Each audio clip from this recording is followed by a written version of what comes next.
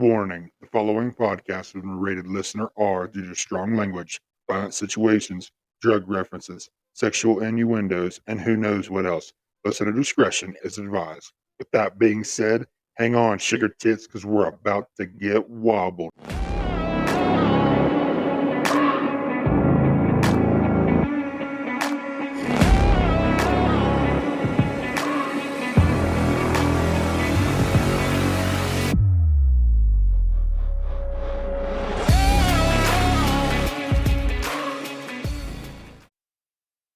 What's up, guys? Welcome back to another episode of the Let's Get Wobbled podcast. So, this episode is going to be a little bit special, a little bit different than what I've been doing so far in season 2. Real quick, I just want to say thank you guys so much as listeners. Season 2 has just went off the fucking walls. It's just been great to see the support that I'm getting from season 2 and how much everybody seems that they like it. And it's just going extremely well. So far, my first episode with polling and my first episode with Playboy have gotten insane amount of views so far, at least by my standards. Um, episode 1 with Playboy is my number 1 listened episode out of all the ones that I have recorded so far, and the one with polling is number 3 so far, both part 1s. So thank you guys so much as listeners supporting me, and I hope you guys are enjoying the content. If you are, please let me know. Leave a comment on my Facebook page. You guys have the link to that in my link tree. If not, it's just Let's Get Wobbled podcast. You can message the page; it goes directly to me. If you could leave a rate or review, whether you listen on Spotify or Apple Podcasts, that gets my name out there to other people. Share it with your friends, even whatever you guys can do. I really appreciate when you guys share and tell your friends and enjoy them to the good times that we all share. But this episode's going to be, like I said, a little different. I really want to touch home on some things and reel this in just a little bit and have an episode where it's less storytelling ish, less getting to know people ish, and really getting to like a lifestyle kind of episode where I talk about some things to see if it hits home with anybody or if people are struggling with something that maybe they can help or maybe they can use this to help themselves. And I think it's extremely important, especially right now with what's going on. So I understand this is going to air at the end of the month, and I feel bad that I didn't do it at the beginning of the month, but things kind of got in the way. But June is Men's Mental Health Awareness Month, and it hits really hard for me. I've struggled with my mental health. I'm man enough to admit that my mental health has definitely taken a backseat role for a very long time. And I didn't really sit back and realize how important my mental health was until just here recently. And I want to share some things with you guys through some of my personal experiences, and maybe it'll help you guys even. And this isn't just for men. If there's women listening and your mental health is just as important as anybody else's to any listener out there. So this is just going to be about some mental health shit. And it is extremely hard to admit that you're struggling with your mental health, especially as a man. At least that's the way I thought. You know, everybody says that there's a stigma with men's mental health. And, you know, as a man, we feel like we're not supposed to show a weakness. We have to step up and be that man and bury the shit that we've seen or dealt with, or no matter what that could be. That could be childhood trauma that you've buried and pushed aside and never wanted to think about again. That could be something that just happened recently that has really stuck with you and you can't get rid of, and it just keeps popping up and you just keep pushing it away because it's not worth dealing with right now. There's always going to be an excuse to not deal with the issue. Believe me when I say I should be preaching to myself about this because I should learn from what I'm talking about because I do the same thing. I find an excuse or a reason to just push it away. It's not worth dealing with right now. It's not big enough to worry about. And it's really detrimental to your mental health.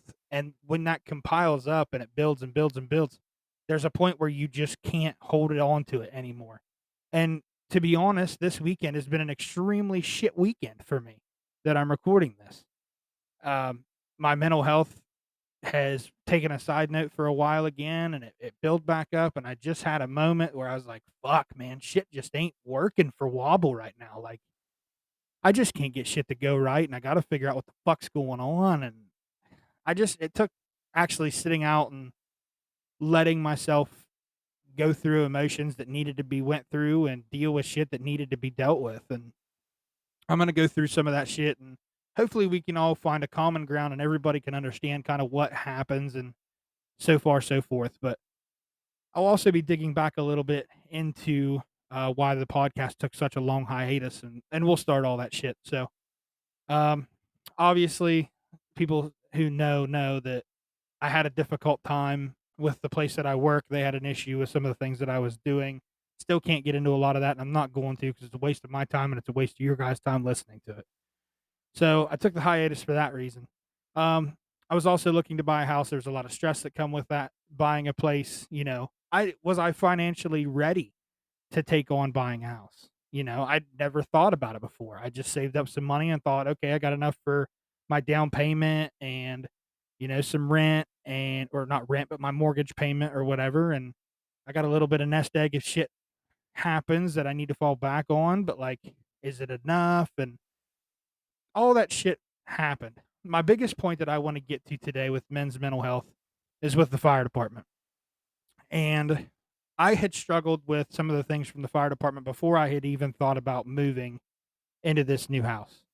So I've joked with a lot of friends of mine at the fire department and even some at work and some really close friends, just because it's the way that people deal with some of the shit that they've seen, whether it's on a fire department or if you're a police officer or even if you've just dealt with any kind of mental health issue or something that really bothers you. A lot of people turn it into a joke because it's easier and more lighthearted and something that isn't so heavy weighing on your shoulders. But the biggest thing I used to joke about with my buddies, and I still think it's semi funny today, but it does kind of weigh on me a little bit, is anytime we do a CPR training class through work, 'cause we have to recertify every year. I always tell everybody, listen, just so you know, I'm 0 for 4 when it comes to CPR. And that's just how it is. And we joke about it. So I'm like, if anybody in this room ever needed CPR, or if anybody that you knew ever needed CPR, I'm not the guy because I'm 0 for 4. Every time I've tried, I've done the best that I can, and I've never brought anybody back that I started working on. So if I'm doing CPR, you might as well just fucking cross your T's and dot your I's because the paperwork ain't coming back. And, but it's funny in a way because you know, they always tell you as a first responder or anybody that if you ever do anything like that, you have done the best you can. And I truly believe that I really did. I did the best I can for everybody that I've done CPR on. There was an older lady when I first got on the fire department. Obviously, I'm not going to go into a bunch of details because I can't, but um, did CPR on her. She never came back. There was another motorcycle accident that I was on, did CPR there. This guy was gone. And, you do the best you can, but there's only so much that you can do in some points. So I did CPR there. I missed out on that one. I did CPR on my grandfather on the third one. That was probably the hardest one that I've ever done. It's one of those things that he was really struggling during the COVID months with his health and had a lot of, he was never one to miss work. And he called off work one day and he never called me and told me about it. We were super close. We worked at the same job prior to me being at this one. And we worked together a lot and he didn't show up at work one day. And I was like, wow, that's really strange for Jim. He always shows up. Like he could be throwing up sick and still show up to work for the trash company that we work for. And he just didn't show up. So I called him after work that day and I'm like, hey, what's going on? He's like, man, I just had some like a bad back issue and my shoulders were kind of hurting and which was semi normal for him. I mean, he would still work through it. I've never seen him call off work for something like that, but said it was his back was really bothering him and his shoulders were really tight and just wasn't having the right feeling. So that was a Monday. Tuesday he called off again. Wednesday he called off again. He said he was going Wednesday to a chiropractor, and he did. Went to a chiropractor. They did a realignment. Thursday he said he felt better. He was going to be back on Friday. Friday he comes to work, works a full 8-hour shift or whatever it may have been. Goes home, and I remember the evening like it was fucking yesterday. There's some things you just never forget, and this is one of those things. I was sitting at the house on Friday night. I had to work Saturday morning, so I was kind of winding down for the evening, and got a phone call from my grandfather that he's like, "Man, I'm having some this back pain and shoulder pain's getting worse." And he said, "I'm kind of starting to have some chest pains and some difficulty breathing mixed in with it." He said, "I don't know what the hell's going on." So I told him, me being a first responder at the time, I said, "Okay, well, I'm coming up to you. I'm going to call 911 on my way there. We'll get you sent up to the hospital, get you checked out." He'd already admitted that he did want to go get checked out because he thought something more serious was going on. So I called 911 on my way up, told him, he had some back issues and shoulder issues, but, instead now he'd started in chest pains and difficulty breathing. So I don't know what the fuck's going on with this guy. So they say, okay, they're going to get a squad headed my way. I get back up to his house, and I can just see he's in distress when I walk in. He's sitting in his chair in the corner like he always does, and he just doesn't look right. And I'm not putting the puzzle pieces together in time, and just kind of asking him because the squad's asking me COVID questions. Has he been sick? Is it this? Is it this? Because it was during COVID, that's what they did before they even responded. And so I'm asking him all these questions and double checking to make sure that I knew what I told them was right because I didn't think it was COVID related. But he was an older guy, and I wasn't 100% sure what it was at the time. But I'm sitting there, I'm talking to him, and he's telling me about how he feels, and his chest is really tight. I'm like, okay, well, don't worry, buddy. Like, we're gonna get you a squad, and they're gonna take you to the hospital, and we'll see what's going on. We'll just go from there. And I remember it. It just fucking really gets in my shit sometimes, and I think about it from time to time, and I know that it's what you're supposed to do, but uh, sorry, sometimes I have fucking feelings and emotions that I'm still dealing with, obviously, but I've went through all this shit in therapy, and I've been working through it. It's one of those things that it is what it is, and reliving that moment for me is sometimes difficult. But anyway, uh, I could just tell something was wrong, and I remember him looking up. And he's like, "Kid, I love you. I hope you know that." And I was like, "I love you too, Pap. Like everything's gonna be fine. Don't fucking worry about this shit. It is what it is. Like we're gonna get you looked at." And he said it. He said it again. He's like, "I love you, kid." I said, "Love you too, Pap."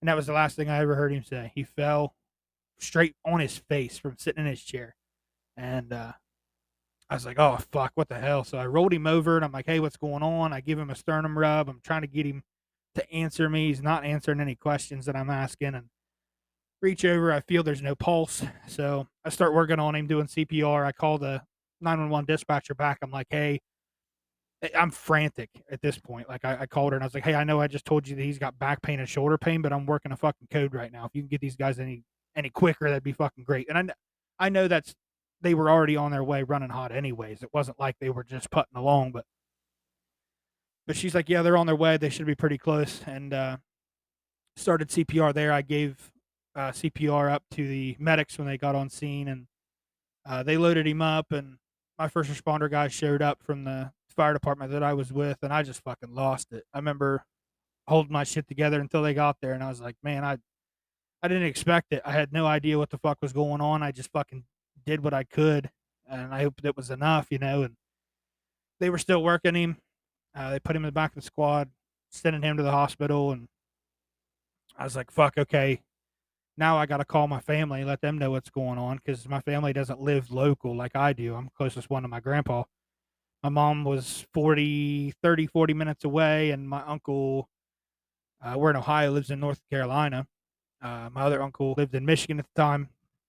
So first thing I did was I called my mom. I'm like, hey, listen, I know you're not going to want to hear this, but Pop's on his way to the hospital. I just did CPR on him. I have no idea what the fuck just happened.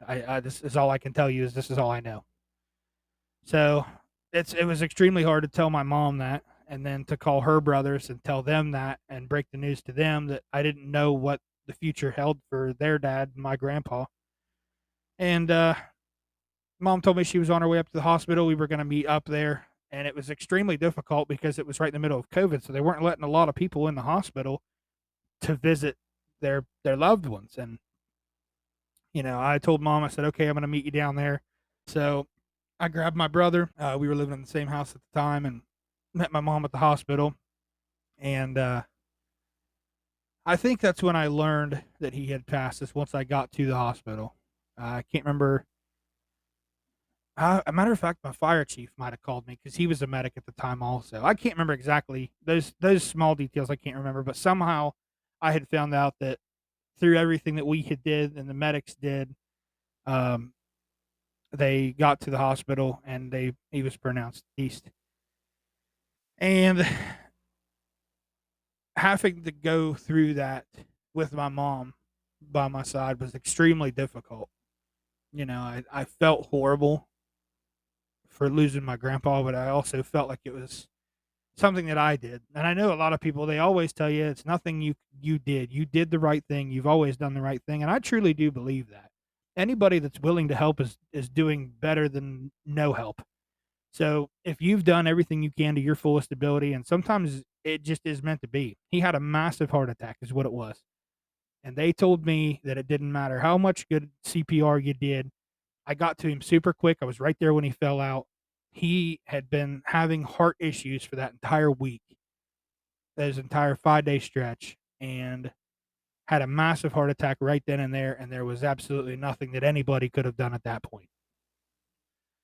So, of course, we're trying to figure out what we can do in the hospital because they're only supposed to let one person in at a time see him, but there's three of us, and there's no fucking way they're going to separate us for this. And I think they understood that, and we all went in and said our final goodbyes to my grandpa sitting in the hospital, and it was extremely tough. And I've dealt with that for a long time. I did for a long while. I shoved that off and I quit thinking about it because I was like, what's the point in me thinking about it? It's over. It's done with. There's nothing I can do now. It's past. But with that, I buried all the emotions that went with it. And I realized that was the wrong thing to do at the time. It's the best advice that I've ever gotten from my fire chief is all those memories that you have of the bad calls, of the bad times, you got to put those into a shoebox like old pictures. Like people store old pictures in shoeboxes, and you put that shoebox away and you forget about it for a little while. But every once in a while, you do pull that shoebox back out and you relive those moments and you relive the experiences that go with them and what you felt at the moment. But once you're done with that, you put that memory back in the shoebox, you put the shoebox back away, and you go on about your life. And I feel like that's extremely important information. If nobody's ever told you guys that, I feel like it helped me a lot. And it wasn't the only thing I needed to get over the feelings that I felt through this. So I deal with that. My mom was super worried because she knew that I had seen what I had seen and what I dealt with. And she was always asking me, like, are you okay? Is everything all right? And of course, every man is always going to say, yeah, I'm good. Everything's fine. There's nothing to worry about. Like, I've got it under control. It's no big deal. But until you sit down and you let yourself really dive into that and feel all those emotions again and again, like, it's okay. That's the biggest thing. And I have a thing here, that some notes that I'm going to read off too. But men, women, anybody struggling with mental health need to understand it's okay to admit that you need help with mental health. It's not something that people can just deal with. Anybody. It's extremely difficult to deal with anything that you have that deals with your mental health if you're trying to deal with that by yourself. And talking about it doesn't always just help. I learned that too. I was told that, oh, you have to talk about it to your friends. And I did. I would talk to them about me losing my grandpa and how rough it was on me. And it just, sometimes it didn't help. Just talking about it wasn't enough. But I was like, you know what? It's good enough. I've got other shit I got to worry about. I've got bills to pay. I got to get to work. There's other shit. But pushing that off is such a bad habit and so detrimental to your mental health. Believe me when I say this. I hope that you guys haven't been doing this. And if you have been, I hope that you take something from this episode and just talk to somebody or reach out to anybody to go through what you're feeling with somebody and to get help and help deal with your mental health and some of the things that you've seen. Another one that was extremely difficult, and this was one of the, as a matter of fact, it was the last call that I was ever on with the fire department. It was extremely difficult. We went to a motor vehicle accident um, where a mother and her kids rolled the vehicle multiple times, and there was bodies laying everywhere across the road with all kinds of different car parts. And I just remember with that one, it really hit hardest because we pull up on scene. I get out of the car and there's just bodies laying in the middle of the road. And I didn't even realize they were bodies until I got close enough and I was like, holy shit, that's a fucking person. And in that moment, you split off with your guys. You do the best that you can. Everybody takes a person and they work to the best of their ability. That was my fourth unfortunate scenario where I performed CPR again. The lady that I had worked on was flown by helicopter and was later pronounced deceased.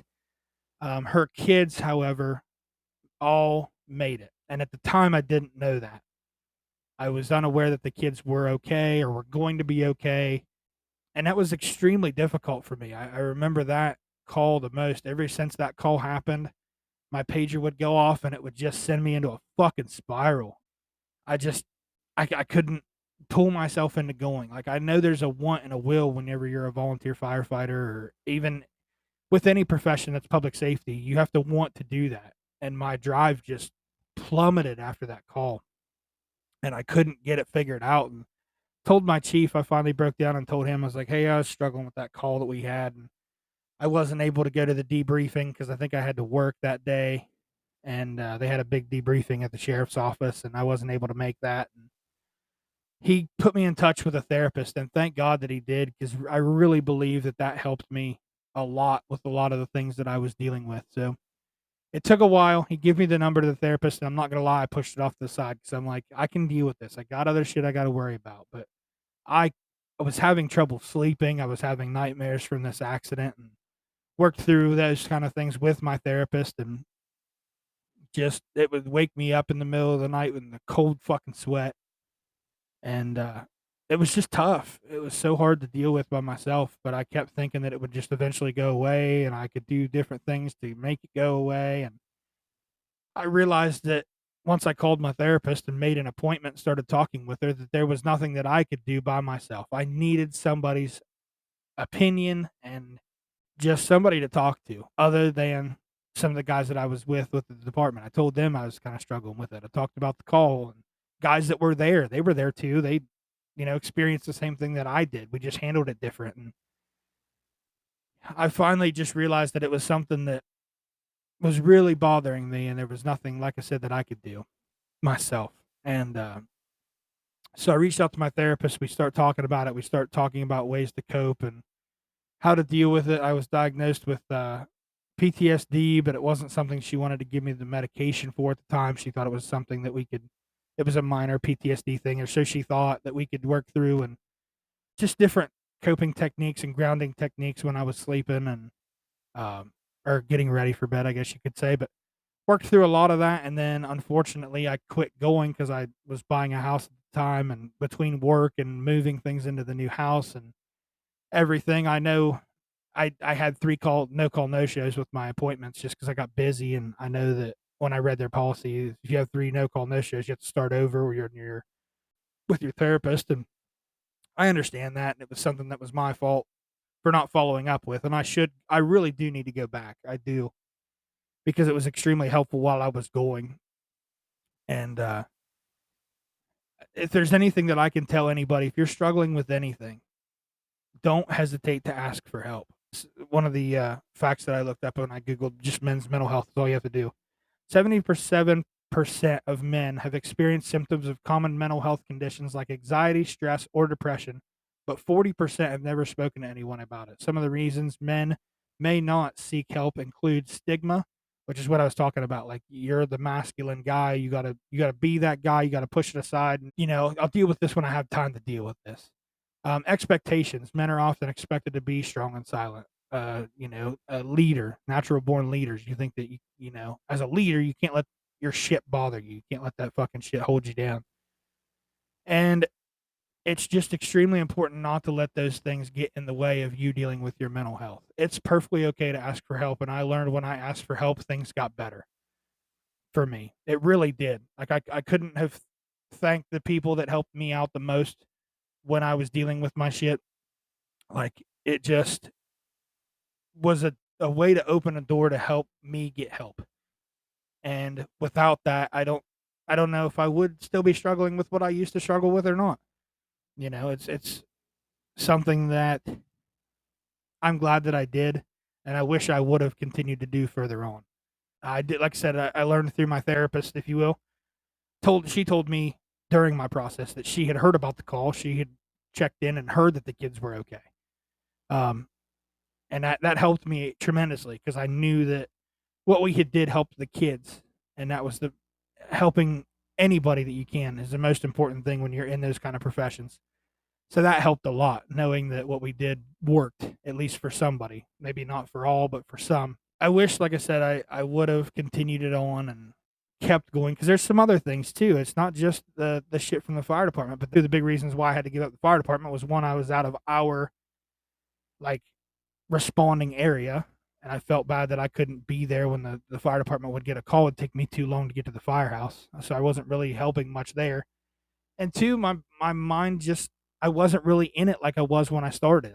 I've just been on too many calls where bad shit's happened and just let that shit bother me probably too much. I was tired of carrying that weight, and I probably could have went through therapy and done better and found better ways to cope with that stuff and maybe done better.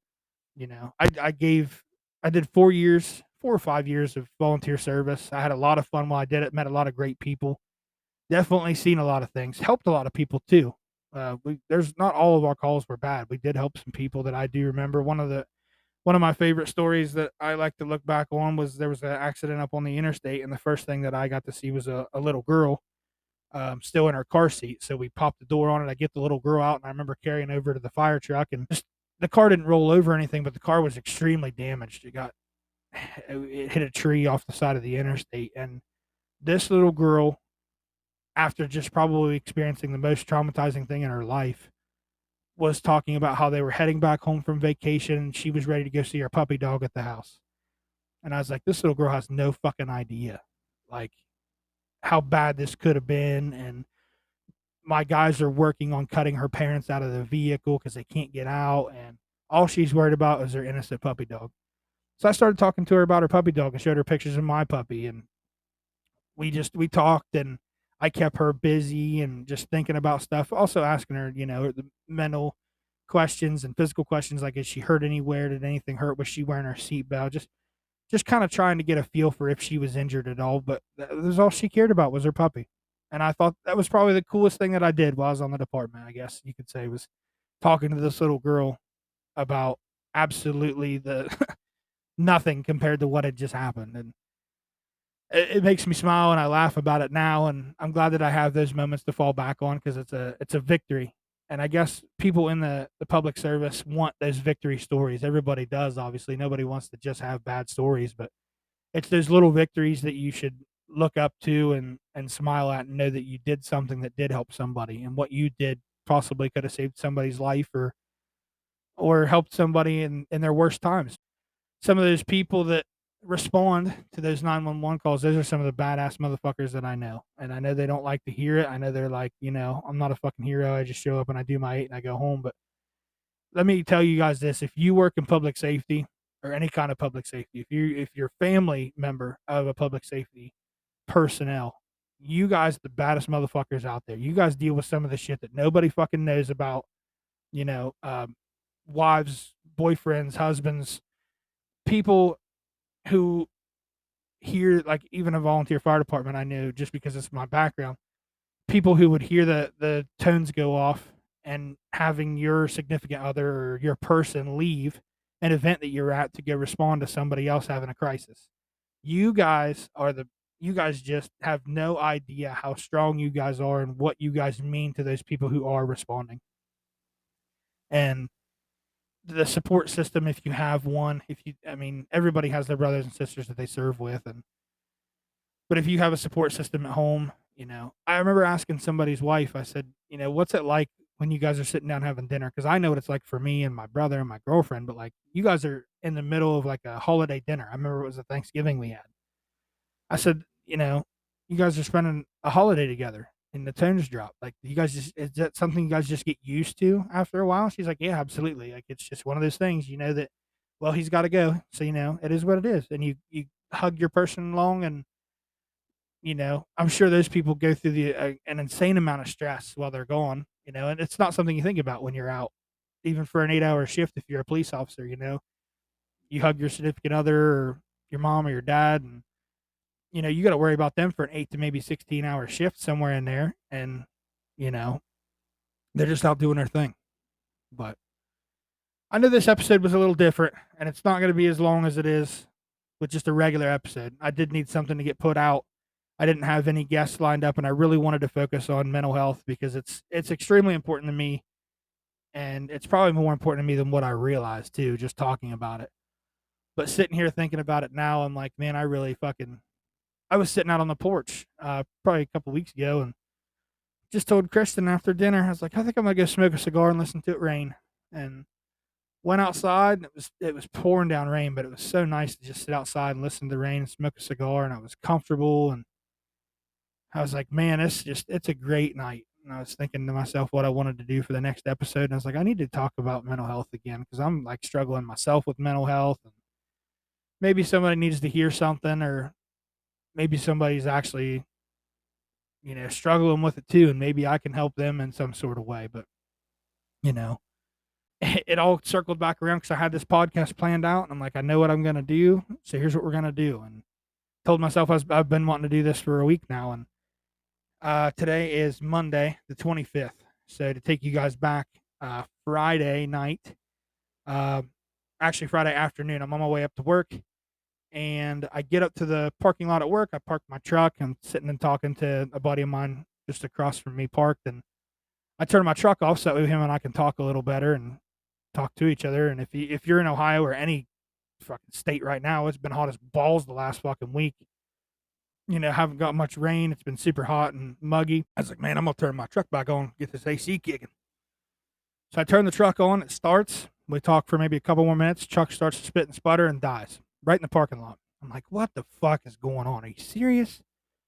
So I crank the truck again, and it cranks and cranks and cranks and cranks, and it will not start.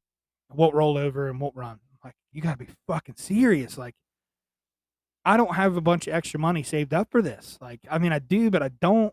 I got other shit planned. Rendezvous's just less than a month away. We're getting ready for our biggest summer event of the year. I'm super stoked about it. And right now, I don't want to deal with fucking truck parts and having my truck to fucking break down right now. So my buddy and I are kind of looking at it, and he's like, man, I don't hear your fuel pump kicking in. It's probably your fuel pump. I'm like, dude, I just replaced it 4 years ago. I mean, granted, I know 4 years is not a super long time, but not for a fuel pump. He's like, I've seen them go out within a year or two. He said, it could be your fuel pump. He said, I don't know. He said, what about your gas? I'm like, well, the only thing I use this truck for is to go to work and back, which is a very short distance travel for me. So I'm like, I don't see the gas needle move much at all. I said, maybe the gas gauge is fucked up in it. I don't know. So I call my brother. I'm like, hey, can you bring me down a can of gas? I'm going to be in work, but just bring down a can of gas, put it in there, grab the spare key from the house, and try to start it. So he puts gas in it, tries to start it, does the same thing. He said, I don't know what it is, bub. I got nothing for you. He said, it might be the fuel pump. He said, it could be some kind of fuel issue. I don't know. So I come back. Actually, I send him back to the house to grab my motorcycle, so at least I have a ride home from work that night. I planned on working overtime that night, but I was like, you know what? Fuck it. I'm not working overtime. I've already got truck issues. I'll figure this out later. So after my 8-hour shift, I go back, try to start the truck. Obviously, it doesn't start. Jump on the motorcycle, head home. That nice little bike ride that I had home was amazing. I wish it was better, like more daylight out, and I wasn't so worried about deer in my area because I would have taken that bike for a fucking 30, 40-minute ride just to clear my fucking head and some of the shit that I've been dealing with. And some shit at work that I can't fucking talk about over the last couple of days really been grinding my fucking gears and just some shit going on. But I get home, tell Kristen about the whole truck thing. She knew about it from when it happened because I called her, but just talking about it, and I'm like, it's okay. I'll get it down to a shop. It's no big deal. We'll find out what it is, and it's just one of those things. Like, as soon as something good's coming around and something bad always comes with it. It is what it is. So I'm thinking about it. I'm like him hauling around trying to figure out what I'm going to do.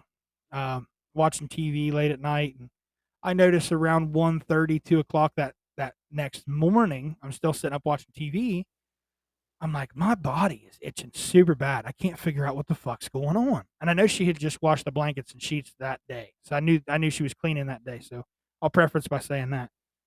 So I'm itching everywhere. My arms, my forearms, my hands are itching, my neck itches, my stomach, my sides, my legs, everything itches on my body, and I can't fucking stop. So I'm like, what the fuck's going on? I'm like, did she wash the blankets with something new that I'm not used to and I'm having an allergic reaction to it maybe? Or and I just thought, you know what? Fuck it. I'm gonna try to lay here and I'm not gonna focus on it and I just watch TV. Well, anytime you tell yourself you're not gonna think about something, that's the first fucking thing you think about, especially if it's keeping you up at night. So I continue to itch and I'm like, fuck, this just sucks. I was like, well, I'm gonna go out and get something to eat and try to put some food on my stomach before I go to bed. So I go out, warm myself up a couple fucking hot dogs, a couple mac and cheese, some shit that's not super healthy for me, but I couldn't give two fucks anyways. I go back and lay down.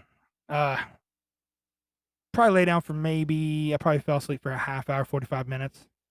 Get back up, I'm itching again. I'm like, something's wrong. So I fucking take the covers off. I'm letting the air conditioner hit me, and I'm like, something just ain't right. I gotta figure what the fuck out. So I'm itching. I'm watching more TV, just trying to find some sort of relief. I never thought of what to do. I wanted to stop itching. And I thought, okay, I'm gonna fucking lay here and I'm just gonna fall asleep. I'm gonna quit itching, tell myself it doesn't itch, and I'll be fine. Well, once again, you tell yourself that you're not gonna do something. That's the first fucking thing you do, especially if it's keeping you awake. So I lay there for another fucking hour and a half, probably 2 hours. Itch, can't get it off my fucking mind. Finally, I look over at the alarm clock and it's almost 6 a.m. I've slept maybe an hour, hour and a half at the most through this whole night. And I'm like, fuck, I gotta go take a shower. Maybe if I take a shower, whatever's on me will get the fuck off of me and I can figure it out. So I go in, I take a shower, and I hear Kristen up moving around. I'm like, thank God she's awake because maybe we can get something figured out. So I call her into the bathroom, like, hey, did you wash the sheets or blankets with anything new? She's like, no, I use the same shit I always did. And I whipped back the shower curtain. I told her, I said, I can't fucking stop itching. My skin is crawling and I can't figure out, like, is there bed bugs? Is there what the fuck's going on? And the way she described it, I couldn't really see all the red marks on my body, but the way she described it was it looked like somebody had just scratched the fuck out of every part on my body. My hands were red, my arms were swollen, my fucking legs were super red, my stomach was all scratched up. She's like, we're taking you to the fucking hospital. I was like, I ain't going to the fucking hospital. You can chalk that right now.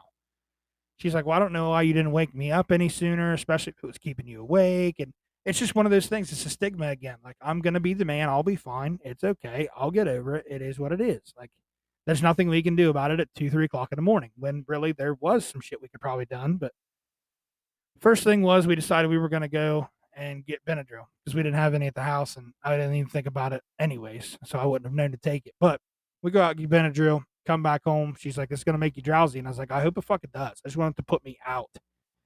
I took the Benadryl, slept for probably 6, 7 hours maybe. Get back up. The itching kind of went away. The redness was still there, but there was no bumps. There was no rash. There was no nothing. It was super weird. I couldn't figure out what the fuck it was. So we talked about it, and she's like, listen, if it doesn't help, we're going to go to the hospital. It just is what it is, or we're going to go to urgent care or something, somewhere where somebody can give you a shot and you'll quit itching. So the next night, which is Saturday night, um, I've got to figure out how to get my truck from where it's at to a shop so I can get it looked at. So a buddy of mine decides he's going to pull my truck down so that way it saves me a tow bill. We're not super far from a shop. It was only maybe a couple minutes down the road. So he pulls me down, whatever, drop the truck off. I called them, let them know that, hey, I dropped this off. They said it's going to be at least a week, probably a week and a half before they can even get it looked at. So it's just another one of those things. It happens what happens. So I get back home and I'm just trying to figure out what the fuck's going on. I don't know. Can't get it figured out. The next night I go to lay down. I'm like, okay, I'm hoping I'm not going to itch. I'm not going to think about itching. It is what it is. We didn't rewash the blankets or anything. We just kind of went back to sleep. I told her, I said, well, maybe it's just a one night thing. We'll see what happens. The next night, still, I'm really itchy, but it's not keeping me up this time. I take 2 more Benadryl before bed. So that way it helps ease it out. I crash out. Everything was good from that point on. I wake up the next morning. She's like, hey, how you feeling? I'm like, I'm still kind of itchy. Like, I don't know what the fuck is going on. And it's only when I lay down at night, it seems like. Throughout the day, I don't think about it. I don't know if it's just because I'm not thinking about it or if it just only bothers me when I'm in bed. I said, I don't fucking know. So we drew it up as I got a new body wash that she had picked out for me. and I think that maybe it was the body wash. But we rewashed the blankets and sheets too with the same shit. But I'm gonna lay down here after a bit, try it. Hopefully, I'm not fucking itchy again. We'll see what the fuck happens. But just fucking, it's if it's not one thing, it's another, and we've been just piling it on, and it seems like it just never stops. And there's always something bad happening, and bad things come in threes, and you sit and you kind of worry, like, is this the third thing, or is there another thing that's coming, or it's just fucking hard to do sometimes. Sometimes you don't know when the bad things are coming, and there's only so much prepping you can do for them. But to wrap this all up and to kind of give this just an ending here, and hopefully I'll have something better for you guys next week. If you didn't get anything out of this, I'm very sorry. Hopefully, if you do get something out of this, I hope that you share this with somebody so that way they can listen to it. Or if you find this helpful yourself, that's all that matters to me. If this helps one person out, that's all that I care about. Kristen wanted me to share this in the end. She's a social worker also. She went and got her master's degree in social work. I'm super proud of her for all the extreme hard work that she does. She's trying to get her state licensure right now. She unfortunately failed her state test by just a couple questions, and I know she was devastated about it. But in the process of doing all this, she worked for a crisis hotline, a suicide hotline. I don't know how those people do their job, but she told me, just a little plug for her and for anybody out there that's struggling. You can dial 988. That's a number that you can dial on your phone, hit call. It'll send you straight to the suicide and crisis lifeline hotline. Somebody will be there to answer your calls no matter what time or day it is, holidays, weekends. They're there to talk to you. And if you're struggling right now and you're listening to this and you're wondering, you know, you're not sure where to turn, or something's really bothering you and you can't figure it the fuck out, do me a favor and call somebody, text somebody, message somebody. Even if it's me, you're more than welcome to message me. I may not get it in a timely manner and I may be a mile getting to you, but if it's an extreme manner, please dial 988, hit the call button, and let that person on the other end of the line talk to you and help you get through whatever the fuck it is you're dealing with, because suicide is a permanent solution to a temporary problem. And I want everybody out there to realize that suicide is never the answer. There are so many people that care about you. As a listener, I don't even fucking need to know who you are. As a listener, I care about you. So if you're struggling with something, please reach out to somebody, no matter whether it's me or this hotline. Once again, please call 988. If you're struggling with anything, if you just need somebody to listen to you fucking bitch, call somebody, text somebody, call me, text me, call 988. Once again, guys, I really hope you enjoyed this episode. I know it's not normally what we do. I'm hoping to have another guest come back on. I'm going to get Playboy back on again. We're going to do a before and after at Rendezvous, recap you guys on what happened or kind of what we can tell you of our Rendezvous, our big summer event. Getting ready to get the bikes out again. I'm going to need the bike for the next couple weeks, so hopefully that'll be decent. But get out there, do what you love to do. Take care of yourself. Do something for yourself this week. That's my goal for you today. Is this week, find something that you can do for yourself that's relaxing for you, or something that you want to do, just to kind of help take the edge off and take your mind off some of the shit that's been going on in your life. That's all I ask of you. Once again, thanks again for listening to the podcast. And until next time, stay wobbled. Take care, guys. Bye.